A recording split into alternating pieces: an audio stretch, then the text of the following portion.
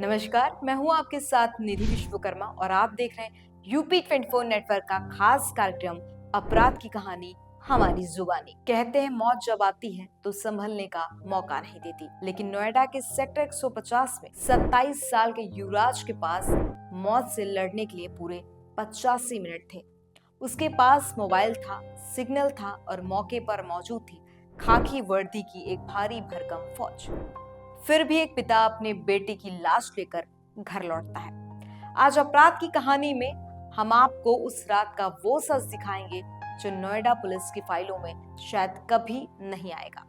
यह कहानी एक होनहार इंजीनियर की नहीं, बल्कि हमारे सड़ चुके सिस्टम की है। नोएडा सेक्टर 150 का टाटा यूरेका अपार्टमेंट। घर के नेम प्लेट पर लिखा है राजकुमार मेहता। राजकुमार जी एक स्टेट बैंक ऑफ इंडिया के डायरेक्टर पद से रिटायर हुए। जिंदगी ने उन्हें शोहरत दी, लेकिन खुशियां किस्तों में छीन ली।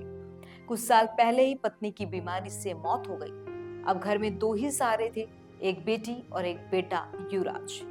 अभी कुछ ही महीने पहले राजकुमार साहब ने अपनी बेटी की शादी की और उसे बड़े चाव से यूनाइटेड किंगडम विदा किया।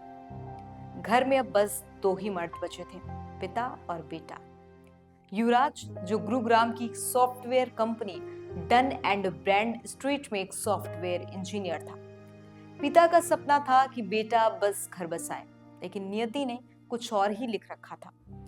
17 जनवरी की वो रात दिल्ली एनसीआर में इतना घना कोहरा था कि हाथ को हाथ नहीं सूझ रहा था। युवराज ऑफिस से लौट रहा था। घर से महज 800 मीटर दूर एक यू टर्न था। नोएडा अथॉरिटी की जरा लापरवाही आप देखिए।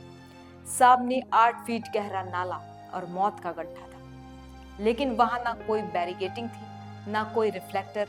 युवराज को लगा कि रास्ता सीधा है और उसकी कार सीधे पानी में जा गिरी। कार धीरे धीरे डूबने लगी। युवराज ने घबराकर कार की छत पर पनाह ली और पिता को फोन किया।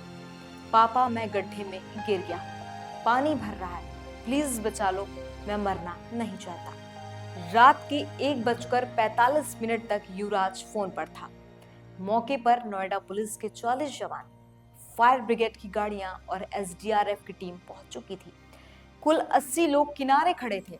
पिता लगातार चिल्ला रहा था, कोई तो अंदर जाओ, लेकिन जवाब मिला, पानी बहुत ठंडा है, नीचे सरिया है, हमें अपनी जान का खतरा है। वर्दी का ये डर देखकर एक डिलीवरी बॉय मुनिंदर आगे आया।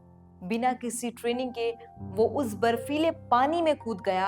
वो आधे घंटे तक तैरा, लेकिन अकेले वो कार तक नहीं पहुंच पाया। अगर उन 80 जवानों में से सिर्फ 5 जवान मुनिंदर का साथ देते तो युवराज आज जिंदा होता।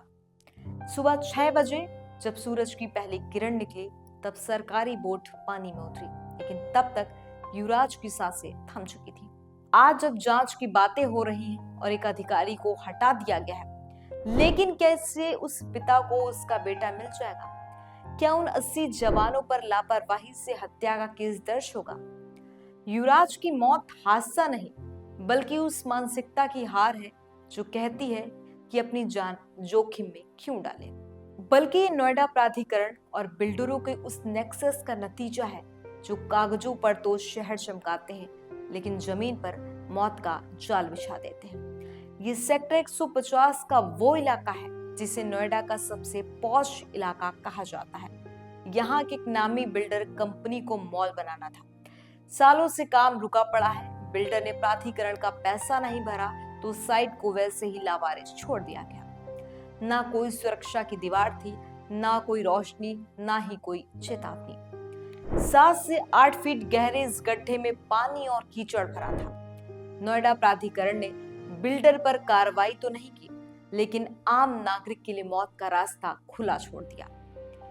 हादसे के बाद लोगों का गुस्सा बढ़ा तो सरकार ने नोएडा प्राधिकरण के सीईओ को हटाने का नाटक किया।